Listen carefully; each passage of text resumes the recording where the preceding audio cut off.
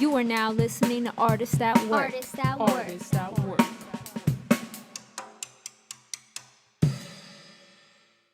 Hey, what's up, everyone? Welcome back to another episode of the Artists at Work podcast. I'm your host, 1AM.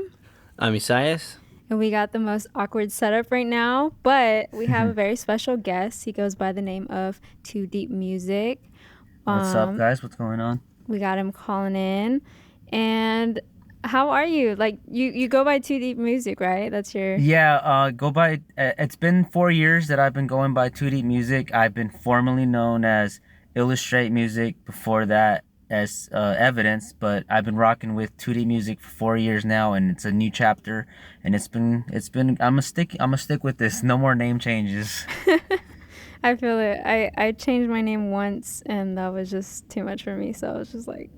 So I commend you for going through that, but sometimes we go through things to grow and learn from things. Yeah, I feel like every name that I've had, I was a completely different person, and I feel like it's all part of growing up. And this, when I say TooDeep Music, the reason why I say it's too deep is because a lot of people have said that my music is too deep or it's too depressing or sad, but that's my whole point. Like, I'm in depth with my content and my music, and I'm just telling a story. Yep.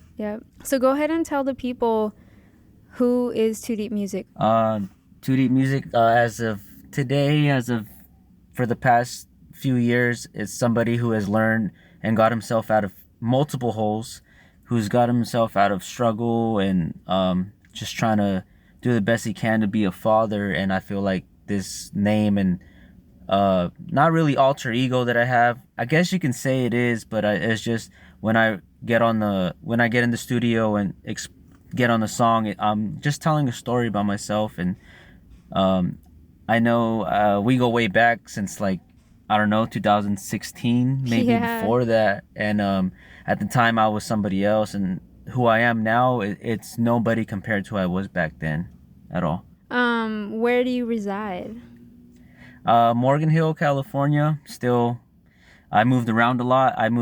Since then, I've moved actually to San Jose, moved out to Las Vegas during COVID, did a whole little 4-month stint over there, came back, moved to Gilroy. Now I'm back in Morgan Hill, and I will always say I represent Morgan Hill. Yeah, Morgan Hill is a beautiful place for sure.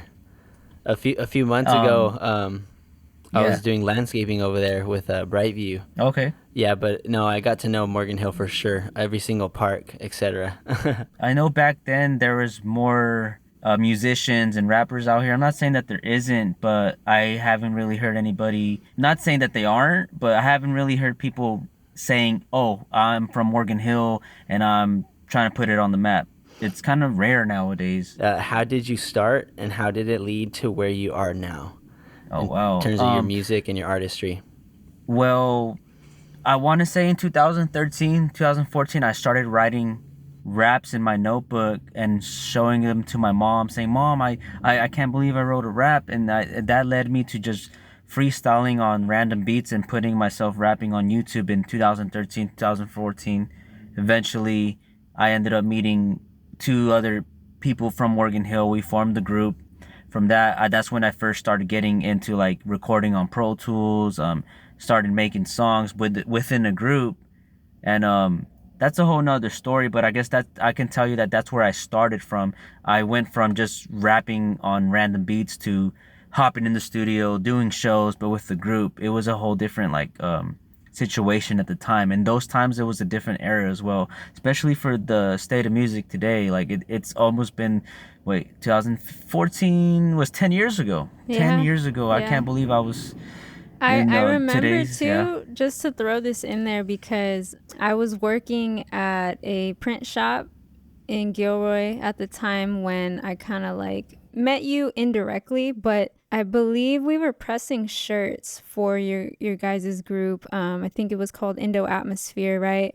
And Indoatmosphere. That's when kind of like I got introduced to your guys' group, but I was mostly introduced to you. I'm not sure how exactly, if that was through the group or you as the individual artist, but I believe I reached out to you through Instagram, and I said, "Oh no, we actually ran into you as you and you guys both were walking downtown Morgan Hill, and I was working as a server, and I was like, hey, it's 1 a.m. You're 1 a.m. right? And you're like, yeah, and I was like, oh, can I get a picture with you? Like I know your music, and then we actually swapped mixtapes. Yeah. Okay, it was. I remember it was both you guys. I have your guys' CD. I remember that actually. for sure. That was at Sinaloa Cafe, wasn't it?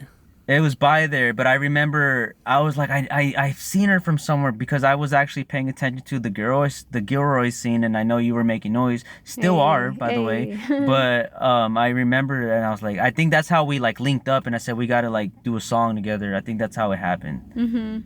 This was almost 10 years ago. This was in 2015, 16, I believe. At the time, I was working solo, but I had also been doing Golden Treez music with Ramirez at the time, so it was kind of interesting dynamic. It was barely starting, though, wasn't it? It was barely starting? Okay. Yeah, that it's been many years, but I'm glad to see you and you guys both still on your content. You're still making your music, and man, there's a lot of things I could keep going on. I think you deserve your flowers. Thank you most you. definitely do. Thank you. And I want to highlight you as well, because I think it's a very, impactful story that you have to share, coming from a group, coming from a small town, and, trying to make a way, trying to make noise, Like, I think what's the biggest takeaway from working in a group? Because I could share my thoughts about working with Golden Treez, and I'm sure you have your experience. So I'd love to hear your thoughts on the dynamic of working in a rap group. Working in a group, it's fun. I love the writing process. When you're making a song, you're around certain individuals and you guys just vibe off of each other. It's fun, but then there's also pros and cons to it. The cons are when you guys are on the same page, somebody is taking a little longer to do a certain verse. This is my experience with Indoatmosphere, is what I'm referring to. Somebody probably doesn't have as much passion as they normally do, when you have like 3 written full songs and they're behind a song or two, and you're just like, wait, what's going on? Like, I want to go to the studio, I want to record. Why are we taking forever? Why are you writing your verses in the studio as we're supposed to record them, type shit. But I mean, what I've learned from being in a group, it's fun, it's awesome. It doesn't last long. I mean, it depends on who you're with, but I feel like my personal journey, being solo, you have more freedom, you have more creativity. You don't have to, you can be open-minded to things that you want to do without having to get the approval from your other bandmates or group mates. Yeah, I agree with that. But it's fun. I love it. I had the best times of my life being in 2 groups. Yeah. So we can touch a little bit on that, because after Indoatmosphere, you had spent a little time with us as Golden Treez. But that didn't. That was short-lived. That obviously didn't work out. But I can honestly admit it was. I put myself in a situation where it wasn't being in the group. It was personal things that I was going through at the time. Yeah. I got involved with the wrong group of people. I was paranoid all the time. Not to sugarcoat anything, but I was on drugs. It was I was in my early 20s. I thought that maybe doing drugs would help me, or would help me get out of my situation. In reality, it put me deeper in a hole. So soon after I left from the Golden Treez, after I left, I got myself even more in trouble. And I had to step out of the music scene. I couldn't be public. I was like, I couldn't be... long story short, I burned a lot of bridges, and I burned some bridges with some people I shouldn't have. And luckily, I was able to fix those, right my wrongs. And I had slowly but surely had to recreate myself, my whole image, my whole everything. So that's why I went from Illustrate to TooDeep Music. It wasn't anything personal towards you guys. I had a blast with you guys. It was more of a personal issue with myself and people that I got involved with, that I just couldn't be on the public scene anymore. It took me a year or 2 to get out of that situation. But it was a lesson learned. Like I said, I mean, I had fun with you guys, and at the same time, I just put myself in a situation. I didn't want to put you guys involved whatsoever, so I knew I had to, like, okay, I got to, like, get away from this, because I wouldn't want to put you guys in any bad vibes or anything like that. Because after the Andre Nicotina show, I definitely had to guess. I had to like get out of town. I had to like leave the state. Oh, it was pretty bad. Wow. I never knew that. I think it's a little bit of a justice to give our audience a little bit of background. During the time when Illustrate was with us as its Golden Treez, we did a show to open for Andre Nicotina, and the promoter was having us sell tickets. And this is always kind of like a general thing of like paying to play, pretty much.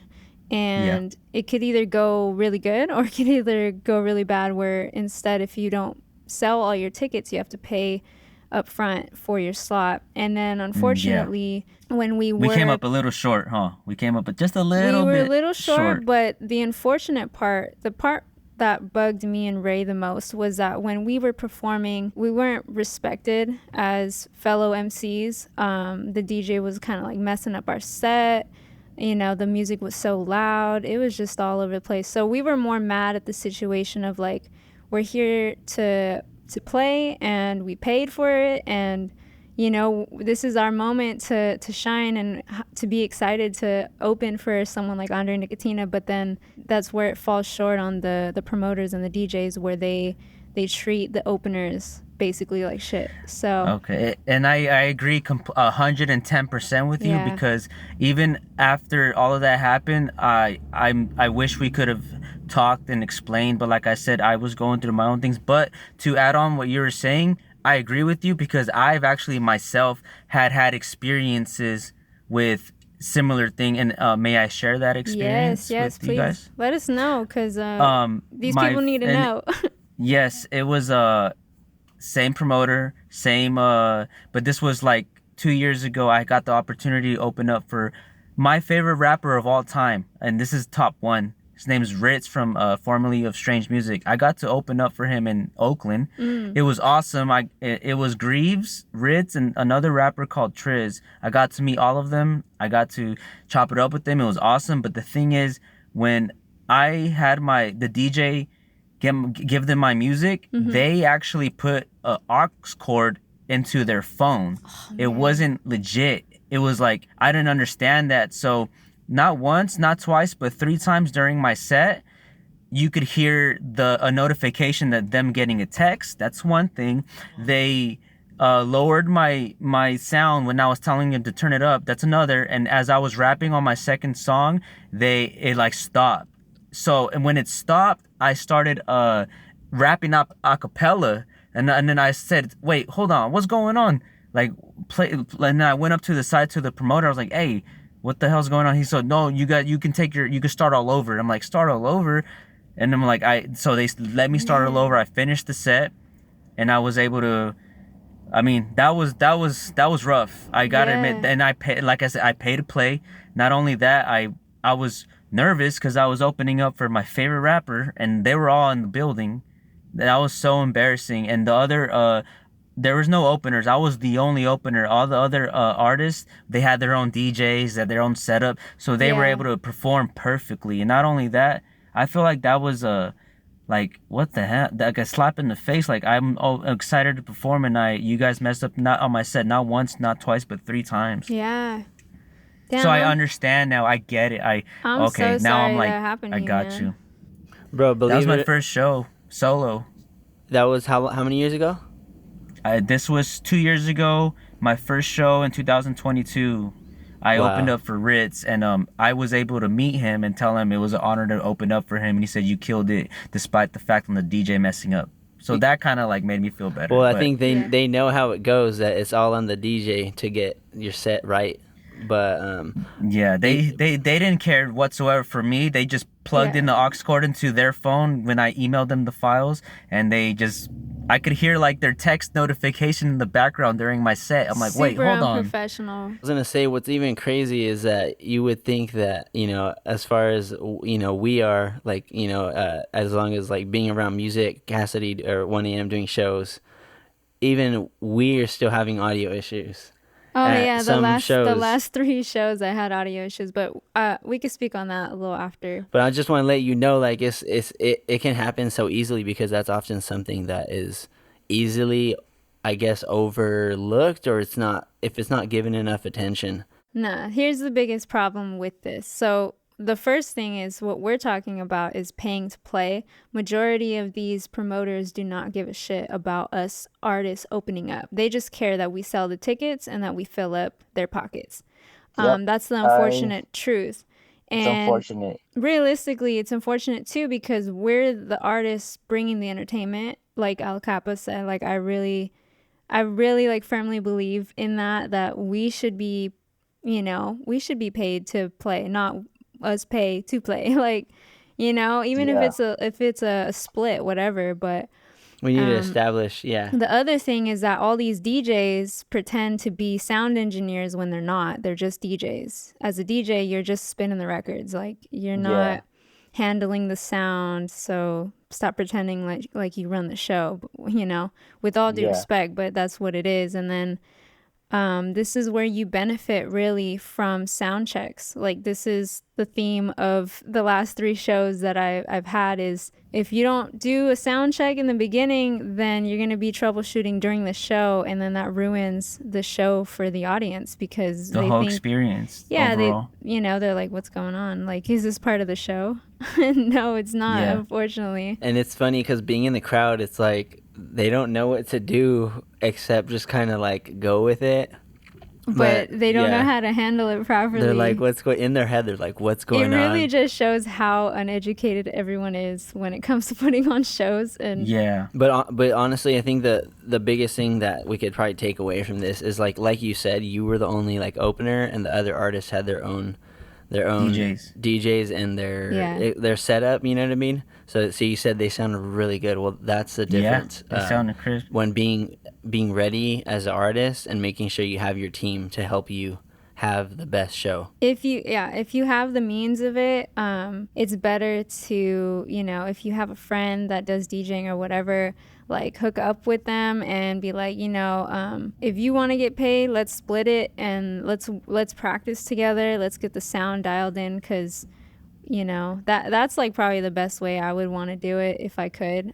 Sometimes that unfortunately I can't, but we don't really have we don't have a set we don't DJ. have a set DJ at the moment, but then it's always good to emphasize like when sound check. You gotta ask the right questions with these promoters because they don't care about the show. They don't care about our sets. I'm gonna go ahead and admit that show that I did, I wasn't rapping live. I was rapping over recorded vocals, which is another thing I wanted to get in, because I've done from that show up until now, I've done 8 or 9 shows. Out of those 8 or 9 shows, 6 of them I rapped recorded vocals. The last 2 that I had, I actually rapped them live. And the whole difference is that rapping over recorded vocals, the sound quality doesn't sound the same at all, and it's shitty. But if you realize, a lot of rappers, I want to say 95 point something rappers nowadays perform, even those rappers that are on the radio, they're even rapping over recorded vocals. I'm not gonna say it's a bad thing. I know a lot of people do it, but when I when I opened up for Mayday in Sacramento, I did it only ad-libs only and hook vocals, and I was nervous, but I got it down and it sounded so much better. It sounded way more better, and I'm like, whoa, this sounds like I'm not doing karaoke. Well, and yeah. I know it's not easy though. It is, and you gotta drink water, you gotta breathe, but I feel like that's the best way to do it. That's where practice comes in for sure. And I just want to add to what you're saying because it's important, because in hip-hop, if you rap over your vocals, you lose respect, and sometimes that's even reflected in the DJ, because like there was a show I did in San Jose where there was a whole group of boys, and they think they're all cool, and they're rapping over their song, basically doing karaoke. So the DJ just shut the mics off, and then I actually I filmed it too, and the guy's like hitting the mic, he's like, hey, turn me up, and it just looks ridiculous. But that just sets aside the real artists from the people that are still working on it, like and what I will say, as far as like the mainstream artists that do that, if you think about it, especially if they're on tour, it takes a lot of toll on your voice. So I would imagine that's probably why they do that for some shows, to rap over their lyrics, but for the most part, they usually don't, unless they have like the chorus, or unless it's like a really fast verse. Can I give a quick shout out to my engineer and producer Vinny Vango? I've been rocking with them since ever 2015, I want to say, but the way that we've been doing the last two shows is he'll get all my songs and cut them to a certain length and put them all in one track, and only I will rap my he'll only leave the ad libs like small little minimize them on the ad libs, and then as for the chorus he'll like leave it but not the whole, like, so that way he turns them down so that way you could hear my voice over. That's the only thing that I do that's recorded is ad libs and part of the hook. Yeah, for the most part, I'm doing it live. Yeah. And I got the opportunity to open up for Mayday, formerly of Strange Music in Sacramento. And I wanted to tell you guys that show was in a small venue. It was like in the back of a bar. But it was so cool because when we got there, I feel like the way that show was like organized is the way all shows should be. First of all, the headliners were there for all the openers' performances. I got to meet with the headliners, talk to them. They watched me perform. It was so awesome. Like it was like a dream come true. I'm like, is this really happening? And I was so nervous. That was like my second time rapping with actual live. Like I was live. I wasn't rapping like a regular song. It was like live. I was nervous, but I had some adrenaline in me, and the crowd was so into it. Like it was such a small crowd that they were into it. But I've performed for bigger, not really bigger artists, but bigger venues and more capacity, and the crowd's dead. They're not vibing to it. They're not bobbing their head. But I would rather perform in smaller venues than bigger ones. That's just my opinion. I feel that. It's more intimate, and it gives you a chance to connect more with people. Yeah, I'm getting goosebumps just talking about it because like it was one of the best nights of my life as of like, and I was nervous that I was actually rapping live. I'm telling you, I was like, should I drink? Should I not drink water? Like, should I smoke? Should I not smoke? Because I have to smoke. Please don't smoke. Yeah, but sometimes the nerves kick in. You want to like, but sometimes it doesn't help. And I can let you guys know that I have drank a little too much before a show solo, and even rapping over recorded vocals, I had trouble. And I'm not scared to admit that. We're all artists. We learn as we go. Yeah. And I feel like where I'm at now, I feel comfortable rapping live. I don't want to do it where I'm rapping like I'm doing karaoke. That's just my opinion. I've been in the game for too long that I don't have to do that. Wow, but right yeah, on. I just wanted to say that. No, yeah, definitely. I know you're definitely learning from your mistakes and also just the situations you get in as an artist at these different shows. So to segue into the next question, give us some insight into how your career as an artist was before COVID and how it's been after. Before COVID, I can tell you that I wasn't living life smart.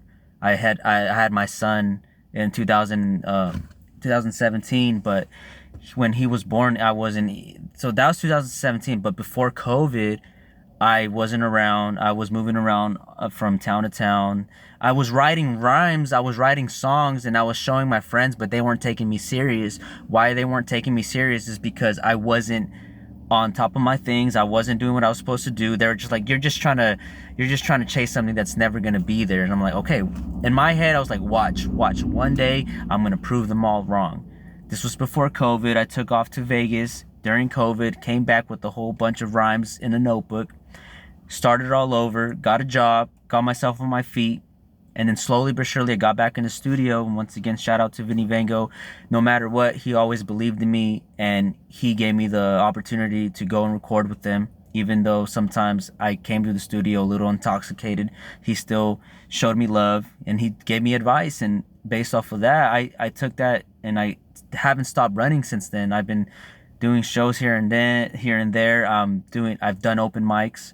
I feel like that struggle that I went through was a lesson learned hard, because trust me, I don't think that I should be alive right now of all the things that I've done. And my son is definitely a motivation to help me get out of that hole. do what I can to right my wrongs. And once I righted my wrongs, I'm like, okay, this is all material I could write down, and which is why I call myself TooDeep Music. Yes, my music is too deep, but at the same time, I'm in depth with my content. Like I hope that my songs could touch the next person that's going through the same struggles as I am. Whether it's heartbreak, whether it's drug abuse, whether it's family issues, I just hope somebody can listen to my song and be like, oh, that helped me get through the day, because there's certain songs that I've listened to that be like, oh yeah, this definitely helped me get through the day. And so based off your question, from where I was at before COVID, I was bad. After COVID, I definitely took it and turned it into something else. Not saying that I have a lot of followers or fans. No, I'm saying the experiences that I had, the artists that I've met, the openers that I've met, everything, it makes me happy. As long as that makes me happy, I can care less if I have 5 followers on Spotify.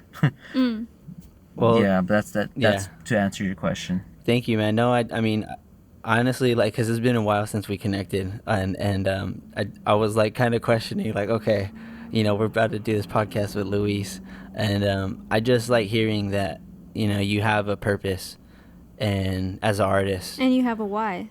Yeah, you have a strong why. You have a purpose. You've come back from probably rock bottom a few times. So I'm just glad that you're still alive and you're doing something, and I hope you're gonna make that impact that you really want to make, and just be there for your son, man. That's a reason to live for sure. Yeah, and to add to your question again, there was a lot of things that I wanted to record and put out there, but I couldn't, because I couldn't put myself out there like, oh yo, I'm out here, I'm making songs. I was in hiding, and luckily, thank God willing, thanks to God, that I was able to get myself out of the situation. I righted those wrongs, and now I can be free as I want. As an artist, I'm solo. I'm focused on more. I want to do more features. I want to do more content. Like I don't want to slow down for anything. And there are times where I'm like, okay, maybe I could take a break, but no, there's no taking breaks. And I just want to keep going, even if I'm not getting a bunch of streams or anything. I don't care about that. This is therapy to me. The music has always been therapy to me, and I just want to collab more with other artists and do more content, not just music, but like get back in the music videos. I have a lot of plans, but these aren't plans that I'm just like saying that I'm gonna do and I'm not gonna do it. These are things that I'm gonna do because of all the BS that I was once involved in. This was years ago. Yeah. It's been 3 years since I got my son full custody. I have him. I'm a single father now. Unfortunately, I just went through a breakup 3 days ago, and I'm trying my best to stay strong. And I know that a lot more content's gonna come out, whether it's a breakup song, I just know that I have a lot more material to write. And I mean, it's just me and my son at the end of the day. Yeah, and that's probably what I respected you most for. I mean, I got some love, for the other members of the Indoatmosphere, but there was always something that drew us to you, and I think it's just the respectable sense that you just write from the heart, and you have no apologies about expressing yourself and how you feel. And I definitely relate to you about music as a therapy session, because that's definitely what it is for me, at least starting out. And I kind of want you to speak on a little bit of kind of like your thoughts about the atmosphere kind of like of music today, because I know for a fact, like, since COVID, like, because I was doing a lot of shows, performing and stuff, so the atmosphere of the crowd has definitely changed, and the atmosphere of what's hot, what's not, you know what I mean, in hip-hop in general. So do you want to kind of give your thoughts a little bit about what today's state of hip-hop is? Yeah, absolutely. I know there's a lot of dope artists out there, local artists. I just feel like 90% of music today is all about sliding on the ops, murder, drug dealing, and over beats that don't even sound crisp. They sound like it wasn't even mixed right. And that's all you see on Instagram. That's all I say. I want to say, oh, this artist seems cool. It's like, oh, I'm on the block selling rocks and I'm killing. Like, these people aren't killing people. They're not. These are little kids. And like I'm not hating on them. That's their only. I don't feel like that's hip hop. I feel like that's a subgenre of. I just feel like that's all you hear today. I'm not saying all of it. There's other artists out there, but I feel like we're live from the underground. And if it's always gonna be an underground scene, I'm cool with that. Whenever I go to Santa Cruz and perform, I get more love out in Santa Cruz than I ever get in my own hometown.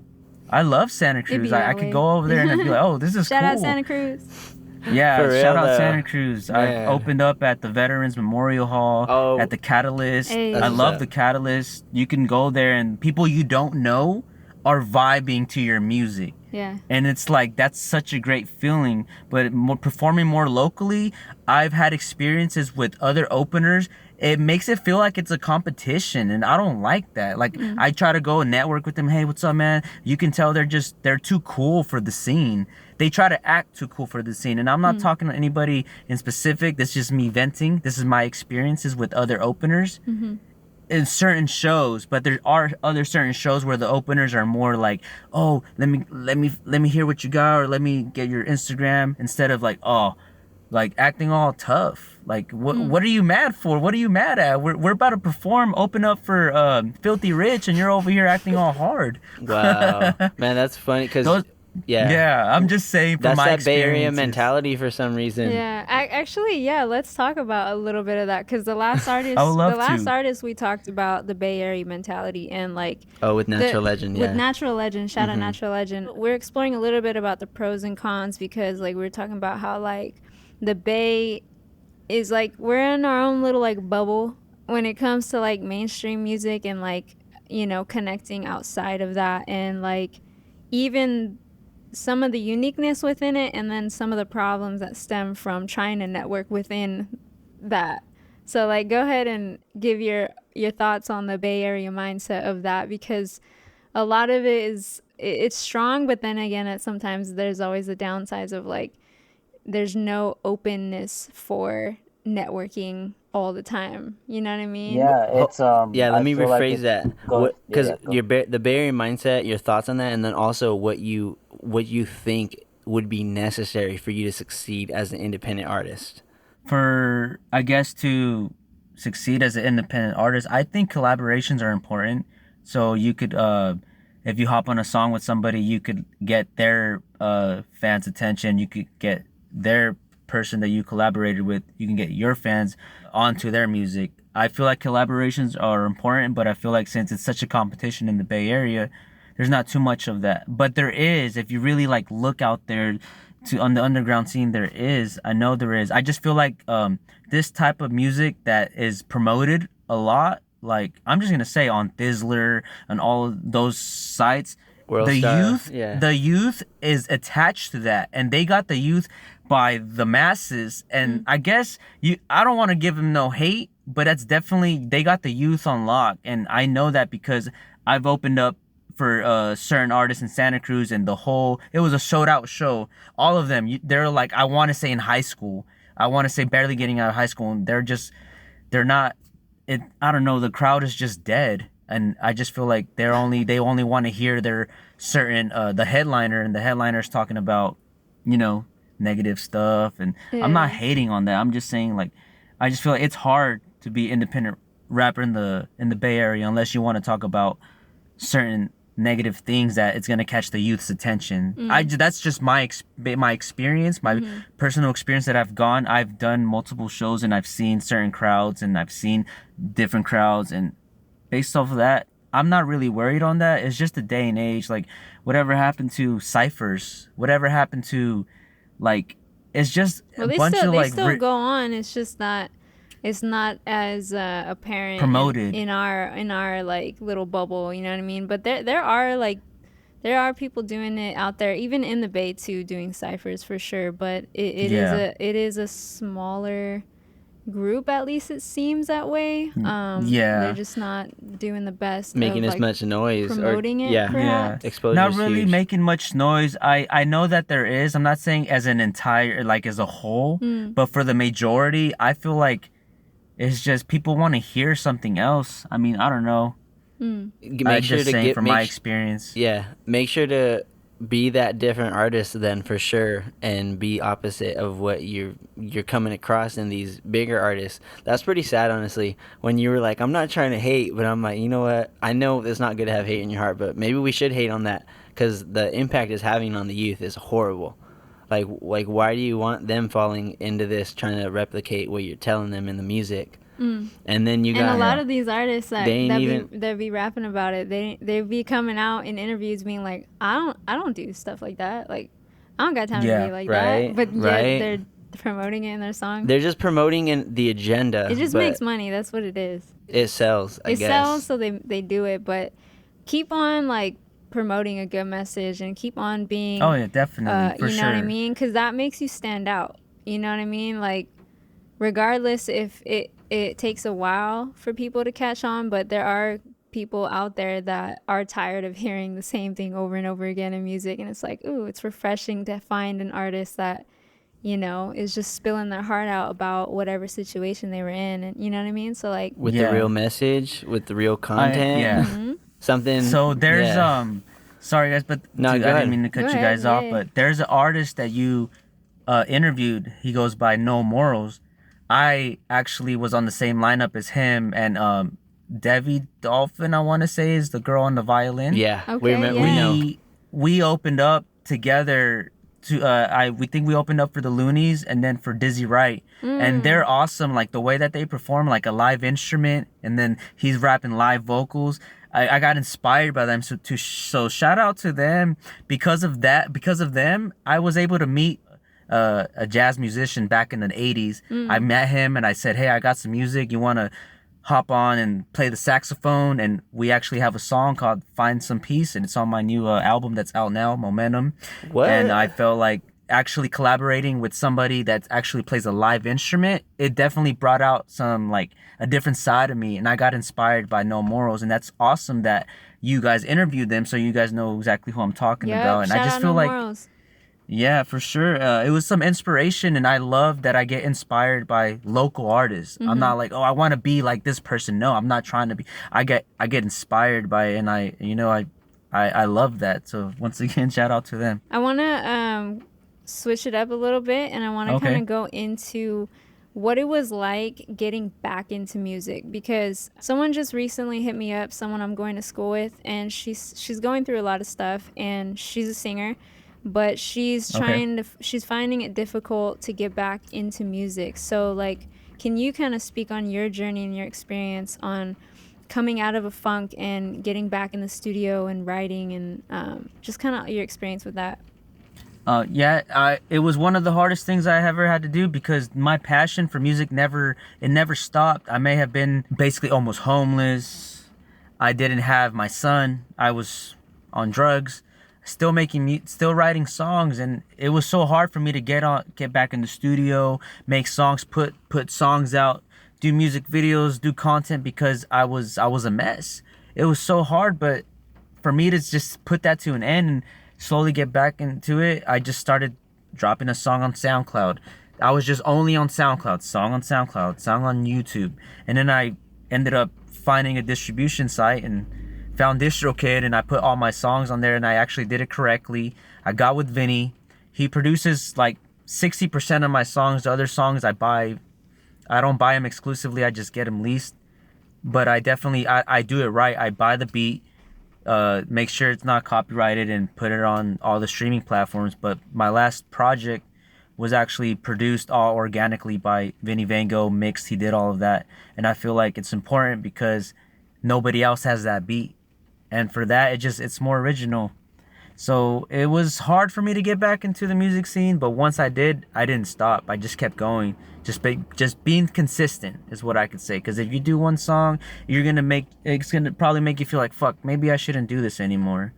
But me, I just kept dropping song after song after song, and within a year or two, I think I did like 20 songs, and for the most part, most of them are on my Spotify and Apple Music. It gets me happy to do that, knowing that I can do that. I know I can, and I will.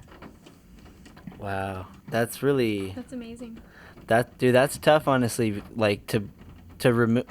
Sometimes we are our biggest critics, right? and we are our biggest obstacle. Mm-hmm. So having to get past like what you think and also how you feel to just get the produce the music anyways, or whatever art, whatever someone's working on, that requires definitely a lot of willpower, and I think that's really necessary to have and build within yourself getting through anything.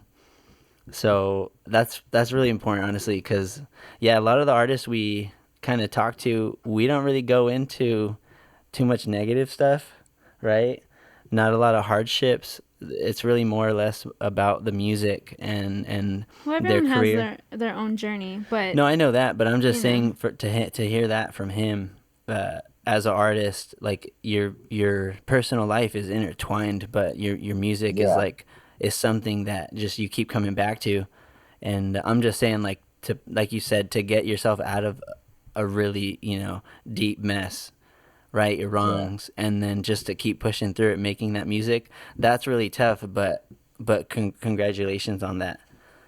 Thank you. And still to this day, I have struggles here and there, but I know where I stand now. It's not like it was before, where before I felt like I didn't, like I had my hands tied. I couldn't really do anything. But I was still writing stuff. I had a notebook. I was writing it down.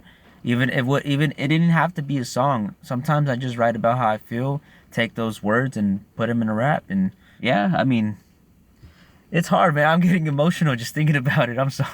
Definitely change your ways, because if you're going to be stuck in your same ways, you're going to be stuck in that same cycle and you're never going to get out of it. You can say one day, yes, I'm going to get out of it. I'm going to start doing good. Yes, I'm going to start making music. I'm going to start putting music out, but that's just all talk. You really got to prove your actions, not just by your word. You really got to prove what you're saying by your actions. You can't just say one day I'm going to do this, because I have to admit I was that person. I was constantly telling myself, yeah, I'm going to do this and do this, but months passed by and never even got to do them. But then one day, like I said, my son gave me my motivation to change my life around. You really got to change your ways. So to answer your question, is changing your ways and being consistent, because if you don't change your ways, you're going to be stuck in that same cycle. And I could say a million stories of how many times I said I was going to bounce back, but I never did. But then once I changed my ways, I finally bounced back, and I'm not where I want to be, but damn, I'm happy that I'm not where I used to be. Wow, thank you, man. Right on. Being consistent, I say, is the most important thing that anyone can learn to develop as like a skill or a quality, just to continuously have that follow through. Like honoring your word, right? Yeah. Valuing yourself, what you say, what you really want to do. That's really important in like every part of your life. If you have a solid word that people can really rely on, then you're not gonna ever get questioned. You know what I mean? Yeah. And I wanted to switch it up and tell you guys that is there any like advice you guys can give me as of or asking 1 a.m. Is there any advice you can give me as for live performances? Because I have trouble sometimes breathing when I'm rapping, and that's why I have the ad libs in the background. But I want to be able to. Do I just need to practice more, or like, because I've only done it twice, like actual live performance out of the 8-9 shows that I've done. Yeah, I can definitely chime in on that. I'll try not to like fire hose you with a bunch of information, so I'll try No, to it's all good. I'm listening. keep it through. But for anyone I'm listening all out there ears. too, this is definitely helpful. I'm not gonna say like it is an easy process for sure, but definitely like, yes, practice makes perfect. And the first step that I do is I think about who's going to be there. I try to anticipate that and be respectful. If I need to censor myself or anything like that, The second part of that for my process is that I will start putting my set together. I'll start putting some of the songs together and kind of just playing with the order, just listening to them back to back, and just kind of like skipping through, kind of like you would when you're putting an album together, an EP. And Gotcha. then I practice literally like every day, up to the show, and then the day of the show I try to like have, if I can, have a less stressful day. I try not to do too much on the days of my show so that I can focus on being my best self for the performance. And then when it's time to go, just get up there and like literally lose yourself like Eminem, like. But Oh yeah, literally for I sure. practice every day. up into a show. And then if I have multiple shows like I did back to back and they were all different sets for the most part, I try to pace myself. So if I have the energy to perform all of the music I'm going to be performing, I will. And during the day, I'll listen to it. If I'm, driving in the car to work or whatever, I'll be playing it and just kind of like listening to it and keeping it in my mind. It's a little obsessive and excessive, but that's just, for me, that's my rituals of like, trying to be the best performer that I can be, because I want to stand out and I want people to receive the message. And then for sure. Just a little side note about being a better performer. One is to invest in your own microphone.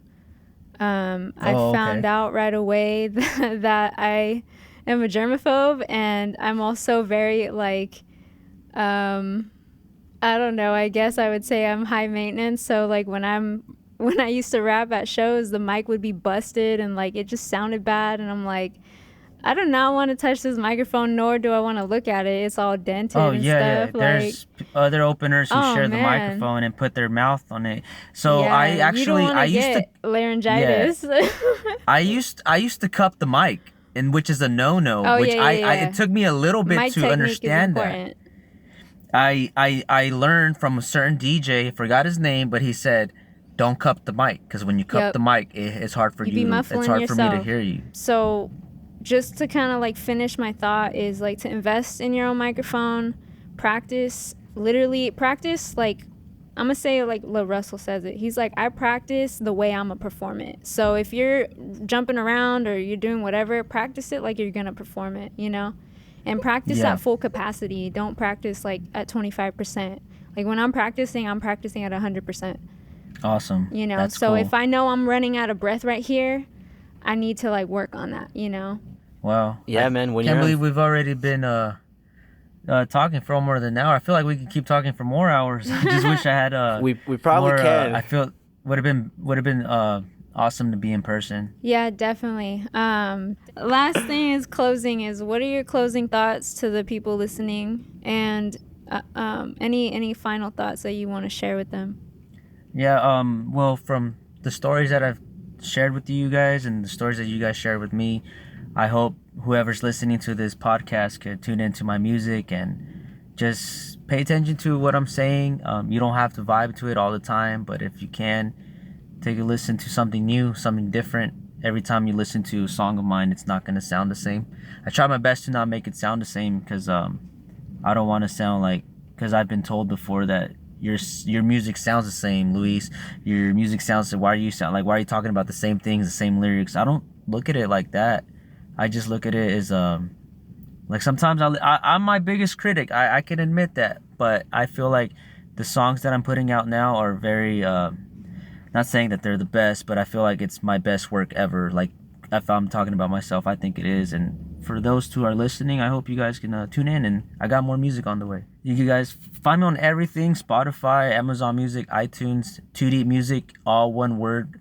So it's TooDeep Music, TOO, Deep Music with the exclamation mark at the end.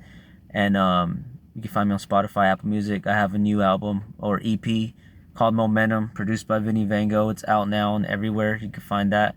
Hard copy should be available soon, but I'm working on my next project, and it's going to be bigger and with more features, and hopefully I got a couple more shows lined up for this year. But find me on Instagram, Music by TooDeep 1012, TikTok, Music by TooDeep, all of that, Facebook, TooDeep Music.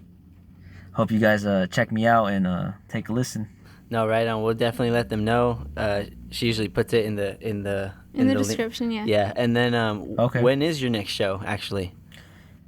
Should be in around March. No date exact yet. I want to add one more thing for closing. I was supposed to open up for Phoenix Flexin of Shoreline Mafia on December 1st. A couple days before the show happened, I got a call saying that the show was postponed due to some unfortunate reason. I don't know why.